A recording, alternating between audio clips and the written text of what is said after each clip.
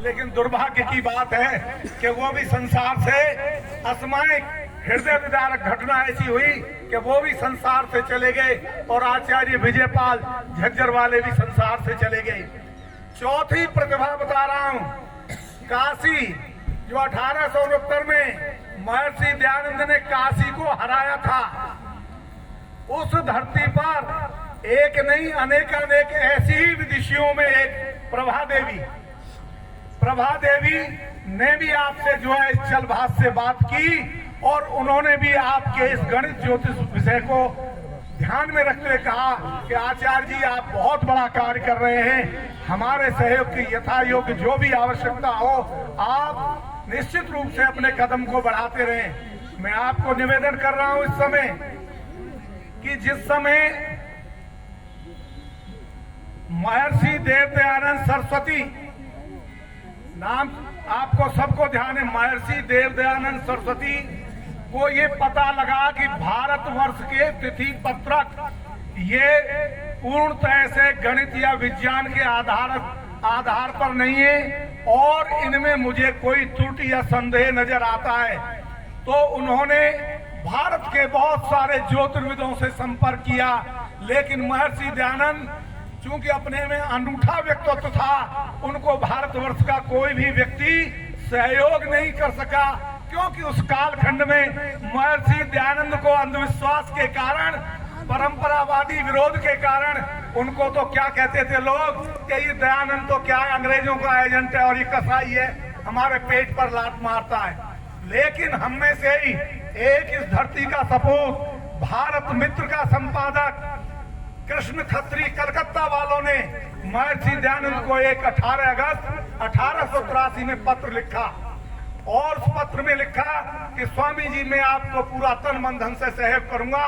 आप अपना नया तिथि पत्रक बनाइए और मैं ये पत्र आपको प्रेषित कर रहा हूँ। उस समय जब उनका पत्र प्रेषित हुआ, जोधपुर में उनको स्वामी दयानंद सरस्वती को जहर दे दिया गया और जहर देने के बाद जो स्थिति हुई है सबको पता है कि उनकी हृदय विदारक घटना, उस जहर से मृत्यु हो गई और वो बात आई गई हो गई, वो पत्र केवल वहीं की वहीं रह गया। उस कालखंड के बाद एक ना एक बहुत बड़े भारतवर्ष में आर्य विद्वान हुए हैं जिन्होंने ऋषियों की पताका को फहराया है, लेकिन हमारा वेद का जो परम चक्षु है ज्योतिष, उसकी तरफ किसी का ध्यान नहीं गया। लेकिन आप में से ही आपके बीच का, इस धरती का लाल, नोएडा का निवासी आचार्य दास जी ने उस महर्षि दयानंद के वीड़ा को उठाया है, संकल्प लिया है कि भले ही मेरे आगे ये सही तिथि पत्रक भले ही कोई न माने, लेकिन आने वाले समय में आज नहीं तो कल निश्चित रूप से ये बात सबको स्वीकार करनी पड़ेगी। इसी श्रृंखला में भारत सरकार ने भी कहीं ना कहीं से ये बात जो है सुनी है, समझी है, विचार किया है कि आज हर हालत में जो उत्तरायण संक्रांति है, कल 2:54 पर सूर्य जो है हमारा उत्तरायण की ओर उन्मुख हुआ है, तो हमको कहीं ना कहीं इस पर विचार करना चाहिए। और इतना बड़ा काम किया है भारत सरकार ने, आपकी ही बात को उत्तरायण संक्रांति के रूप में,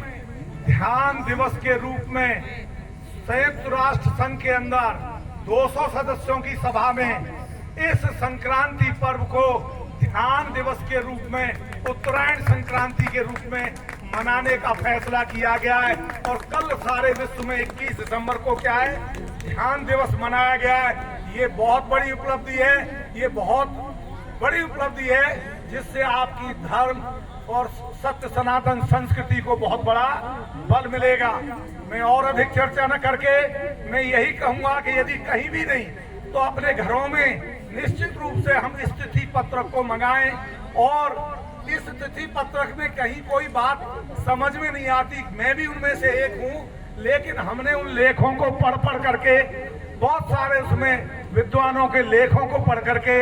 हमें ये पता लग गया है कि हमको अब तक जो कुछ पता नहीं था, अब हम सत्य की ओर उन्मुख हो गए हैं। तो हमें निश्चित रूप से क्या है, इस तिथि पत्रक पर विचार ही नहीं करना चाहिए, बल्कि अपने घरों में इसको रखना चाहिए। और जो भी तिथियां हैं, जो भी पर्व हैं, यदि हम इसके अनुसार मनाएंगे तो हमको बहुत अधिक लाभ मिलेगा। ओम शम, धन्यवाद।